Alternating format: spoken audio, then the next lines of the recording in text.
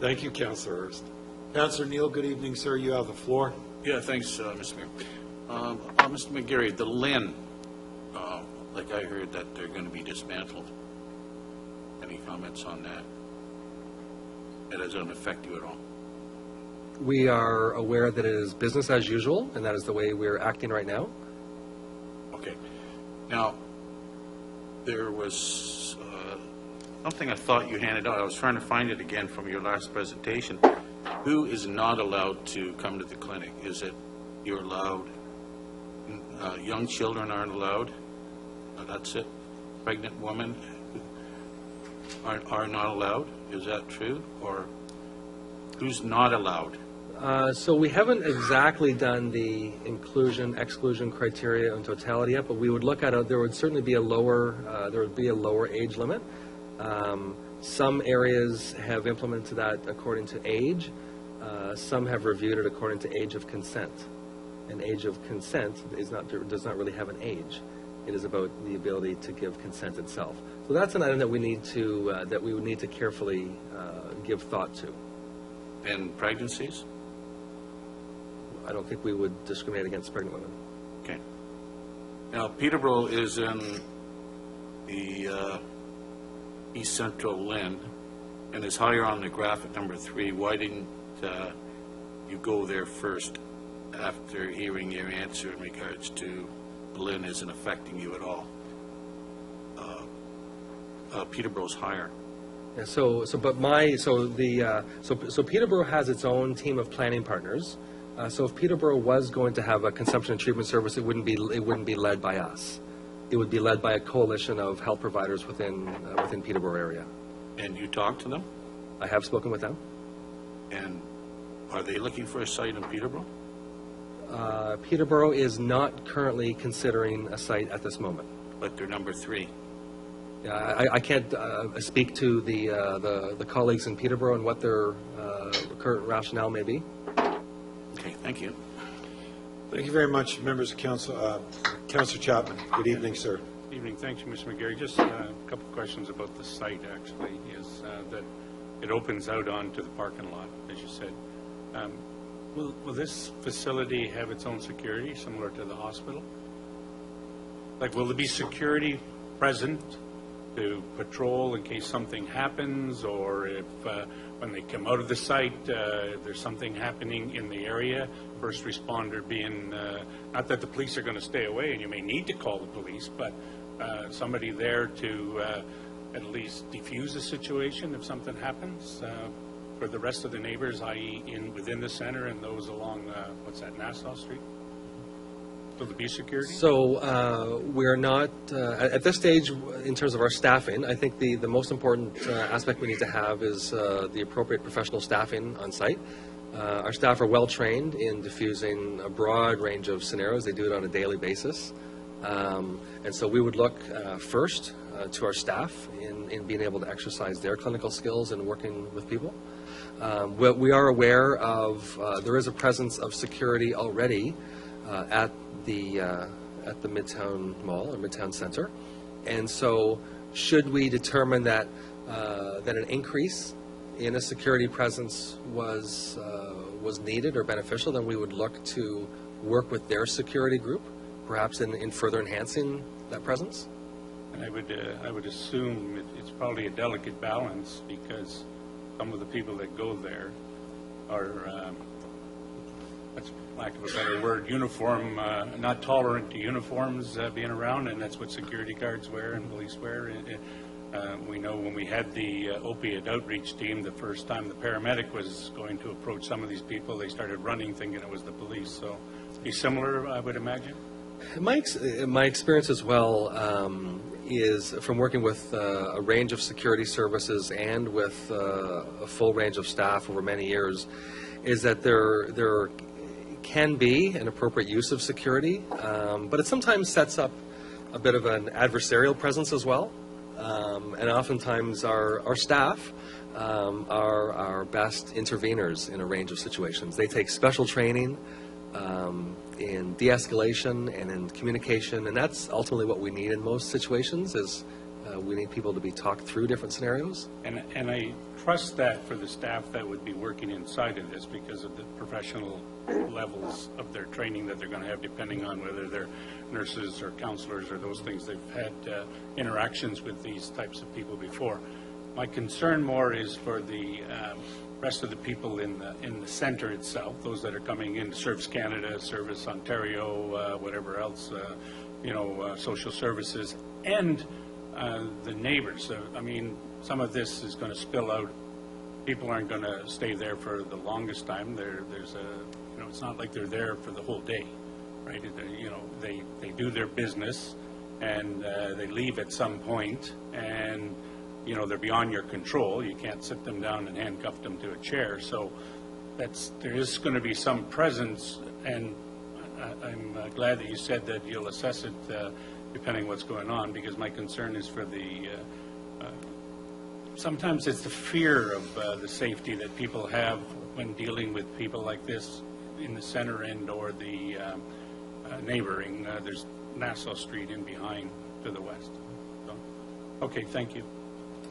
Thank you very much, Councillor Chapman. Councillor Marin Pietri, good evening, sir. Good evening, Mr. Mayor. Good evening. Appreciate the delegation this evening. As per Councillor Gray, I'm not going to take up too much of your time because it is a public consultation and I want to hear from the public. A lot of the questions were asked. In fact, some of the comments made and questions asked by Councillor Marks were in line with a lot of the discussions that we've had around the council table. And Councillor Nicholson led them off, and I just have one that keeps coming to mind, in that you may have alluded to this in the previous meeting, also in your documents and presentation, and probably in some of the questions that were answered earlier. But if you're looking at the services that you're providing at this point in time for the community, and I would say for the region of Durham in general, where would you provide them at this point in time? Like, where are they being provided to date? Where the service is currently being provided? This service, is it being provided at all to date anywhere in the region? A consumption treatment service? Yes. No, it doesn't exist anywhere. It does not exist within a hospital setting anywhere? No. Would you, let me ask through you, Mr. Mayor, when you formulated this project, I'm sure a lot of thought went into it. I'm certain of it. Because it's a valid project, and it's something that is being presented with compassion and care, and it's a service. Would it not be something that you would have visited within a hospital setting at all? I think within hospitals, what we're trying to do is provide acute care services. So we have emergency departments, we have beds. Those are the kinds of services that we're trying to provide in a hospital space, which typically is also very expensive space as well. So the services that we have provided as Lakeridge Health for mental health and addictions are embedded in 9 different community locations, from Bowmanville to Port Perry, Oshawa, Ajax, Pickering, Scarborough. What services? Sorry, That's a full range of outpatient. I have 2 residential programs in the community as well, but a full range of mental health and addiction services, including the Rapid Access Addiction Medicine Clinic. Some of these services? Yeah, all of these services. So we have them in 9 different locations at Lakeridge. So sorry, when you say these services, I want to make sure we're talking the same thing. So we don't offer right now a consumption and treatment service anywhere. We have a very broad range of other addiction and mental health outpatient services.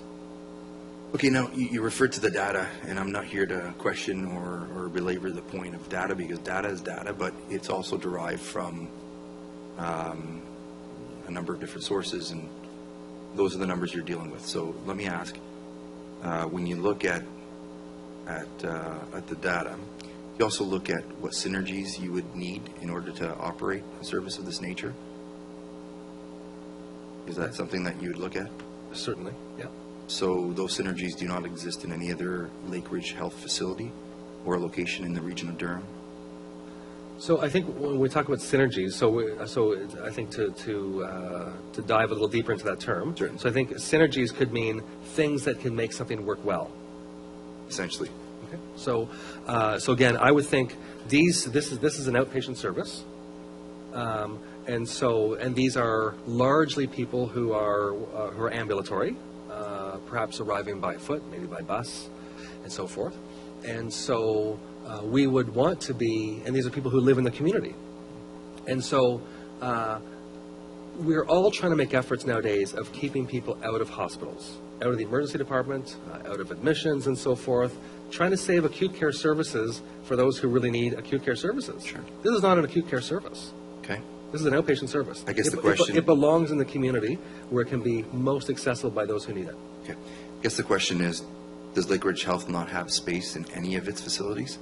I think the issue here is around where is the most appropriate location.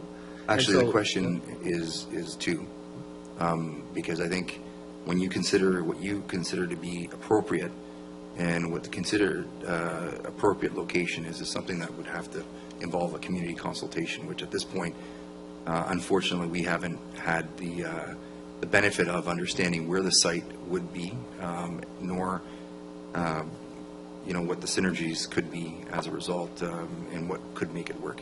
So that's a separate discussion. But my question is specific to space and Lakeridge Health. Does Lakeridge Health not have space that offers access for this service within any of its facilities? So we're planning within Oshawa. So we're not, for example, planning within Port Perry or Bowmanville. So let's bring this to Oshawa. Will this be accepting patients from the region of Durham or just from Oshawa? Well, people can access the service from wherever they like. Okay. But in all likelihood, the higher proportion of people will be Oshawa residents, given what we see from the overdose trends.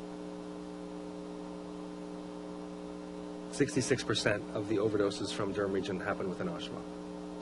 Does Lakeridge have any space in any of its facilities in Oshawa? We didn't search Lakeridge spaces. This is a community service. So Lakeridge with our partners is planning for this to be in the community with its other community mental health and addiction programs. Okay.